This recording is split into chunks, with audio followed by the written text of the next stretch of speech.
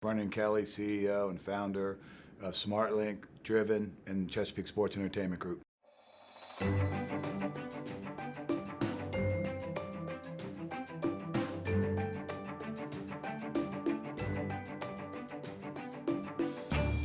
I think it's important, note I'm number 11 out of 12 kids.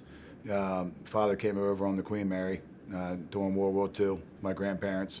Met my mom at a sock hop in D.C. She was from Tennessee, and really created the first legacy of entrepreneurship. My dad became an entrepreneur at 52, started a company called Kelly Electric, and I came to work there after college for about 6 years for a company called Kelly Generator, which was started by my oldest brother, John. The reason why I would say it's so important is 7 boys all own their own companies, all entrepreneurs, and I have one sister that owns a bagel shop in Annapolis and one in Arnold. So 8 out of the 12 are actual entrepreneurs and own their own company. So it's pretty unique. You know, the work ethic was, I don't remember a weekend I wasn't raking leaves or shoveling snow or, you know, unlike my kids today, I hate to say, but, you know, grew up in a much different time for sure. It was all about going to work. So, but again, so, you know, came from there. I started at Kelly Generator and equipment. I was selling generators and UPSs. And in about 98, remember the Y2K scare, and everyone started talking about Y2K and the clocks aren't going to work and the world was going to come to an end. Pretty good time to be in a generator business, right? Power grid was going to go out. And I got introduced to telecom for the first time, which was, the first one was building cell towers in the Shenandoah Valley with a company called CFW. And at the time, we were selling 1 and 2 generators at a time to hospitals, buildings. 2 was a big order.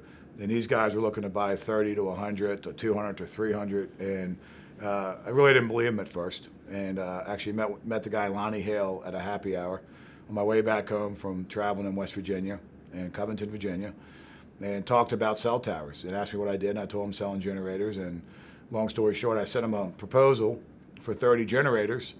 And the next day, he sent me a PO. So I got back in the car and drove back down to Waynesboro, Virginia, where they were headquartered. So what do you know, what's a cell tower business again? So long story short, you know, they were building cell towers along 81 up on the mountaintops, and they were putting generators in each of them. So I went back to my brothers. So we need to, about a year after that, sold more and more generators to the telecom space. Went to my brothers and told me to get in the telecom business. And they kindly told me to get out and, you know, good luck. We want nothing to do with it. Supported me, obviously, but not financially. So I went home, told my wife, needed to mortgage the house, which we did. And in 1999, started Smartlink, which was in the telecom business. And at the first, it was really about, we would obviously did a bunch of more generators right off the bat. Got into staffing about 6 months into it when I placed myself at T-Mobile. At the time was VoiceStream.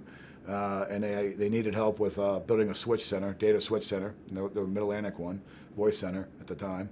And yeah, I mean, it was just really jumping into it with no real plan 18 years later that the actual would be 5G and the model would be what it is today for telecom. So just an entrepreneurial spirit, and was when I was at Kelly Generator too, and obviously being around all my brothers that were business owners, it was definitely in the blood and in the waters all the time, and topic of conversation about pushing the limits of what you could do next.